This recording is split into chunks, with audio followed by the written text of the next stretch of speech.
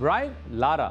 ఈ పేరు చెప్పగానే అందరికి గుర్తొచ్చింది, yes, one of the best batters to ever played, left handers one of the best ever. And of course highest score కూడా, individual score తనకే ఉంది. అండ్ దాన్ని బీట్ చేసే అవకాశం ఉండింది అక్కడ వియాన్ ముల్లర్ దగ్గర. తను వద్దనుకున్నాడు. ఆ 400 నాట్ ఇంకా అలా నిలిచిపోతుంది. మరి ఎవరైనా వస్తారా దగ్గరికి? కొంచెం కష్టమే. దగ్గర వచ్చినట్టు కూడా ఇక్కడ 20 రన్సే ఉండే. సో దాంతో ఇంటర్వ్యూస్ అవన్నీ కూడా చూసాం ముల్డర్ నుంచి. సో అది పక్కన పెట్టేస్తే ఇక్కడ 2003, 2004లో ఎలా అయితే బ్రెయిన్ లారా వర్సెస్ ఇంగ్లాండ్, చిన్న టీం కాదు అక్కడ, ఇంగ్లాండ్ తోటి అక్కడ 400 నాట్ అవుట్ ఎలా అయితే బ్యాటింగ్ చేస్తుండే, వెరీ అగ్రెసివ్. అప్పట్లో చూసుకుంటే వెస్ట్ ఇండియన్ టీం చాలా గన్ సైడ్ ఉంటుండే, బౌలింగ్ ఎక్కువ మంచి ఉంటుండే ఇంకా మోర్ దెన్ ది బ్యాటింగ్. కానీ ఇప్పట్లో వివిన్ రిచర్డ్స్ ఉంటుండే, దాని తర్వాత బ్రెయిన్ లారా వెరీ వెరీ టాలెంటెడ్, వెరీ చాలా మంచి పేరు అనేది కూడా ఉంటుండే.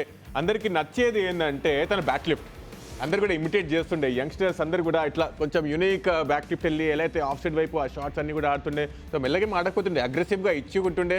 అండ్ 400 రన్స్ అప్పట్లో ఎవరు కూడా ఎక్స్పెక్ట్ చేయలేదు. ఎన్ని ఇయర్స్ బ్యాక్ అది 2003 to 2004లో జరిగింది.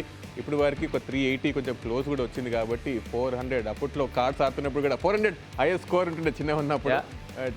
బ్రెయిన్ చార్ట్స్ లారా టాప్ బ్యాట్.